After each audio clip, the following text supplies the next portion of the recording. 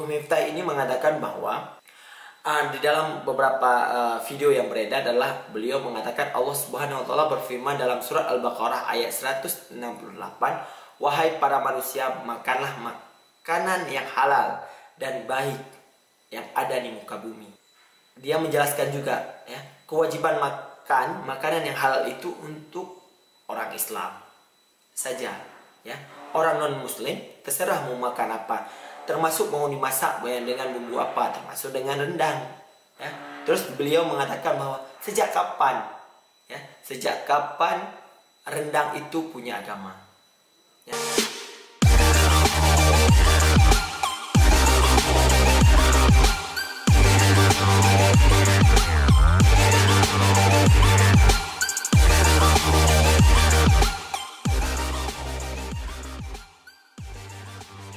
Assalamualaikum warahmatullahi wabarakatuh. Hai sahabat saya inisiatif, berjumpa kembali ya. Hari ini akan kita bahas tentang polemik rendang ya. Polemik rendang yang akan kita bahas bersama, yaitu bagaimana sih apa yang terjadi sehingga polemik rendang ini meluas kemana-mana. Kita mulai dari pertama ya. Pertama adalah kenapa sih rendang babi itu menjadi polemik sampai sekarang ya.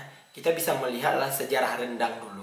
Rendang inilah sejarahnya dari kota Minang, yaitu di Padang, Sumatera Barat, di mana orang Padang sangat mencintai bumbu rendang itu sehingga menjadi ciri khas dan khasanah budaya di Minang. Sehingga sehingga rendang menjadilah budaya Minang yang melekat. Di mana ada makanan Minang pasti ada rendangnya. Di mana ada warung makan Minang pasti ada rendangnya. Sehingga rendang ini menjadilah suatu ikon atau suatu khasanah budaya yang melekat daripada orang Minang. Jadi kita bisa melihat lagi kenapa bisa mempermasalahkan. Kan rendang apa aja bisa. Rendang jengkol, rendang petir, rendang usus, rendang daging, rendang ayam ya. Semua bisa direndang.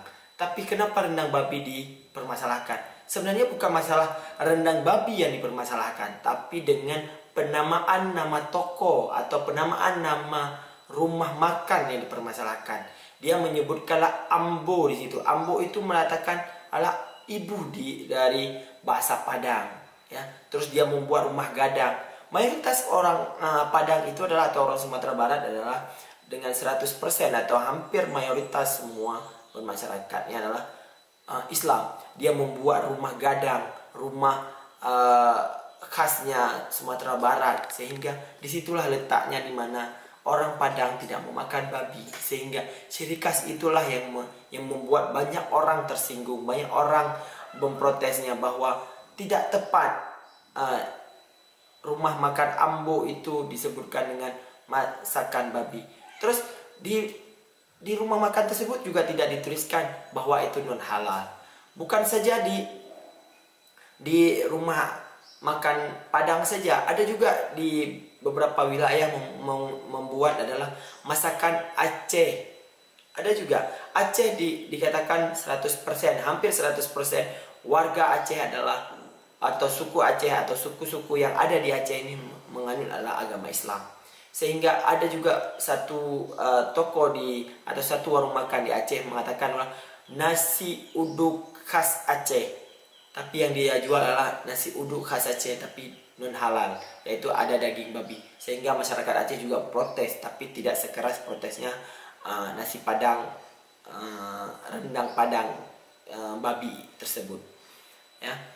Sehingga juga sekarang udah ditulis non halal dan nama Aceh yang dicabut, ya udah selesai masalahnya. Terus kita merembet lagi ke masalah yang krusial lagi ya. Belakangan kita juga dihebohkan juga dengan isu rendang Sumatera Barat ini atau rendang Padang ini ke mubalik atau ke ustadz ya. Ada salah satu ustadz artis atau ustadz yang memang banyak di kalangan artis, banyak menjadi tempat curhatnya artis, banyak menjadi tempatnya artis-artis bernyanyi atau artis-artis yang memang dia sangat mengagumi sosok Miftah seperti Deddy Corbuzier dan beberapa orang lagi ya, yaitu Miftah Maulana Habibur Rahman atau sering kita melihat adalah Gus Miftah.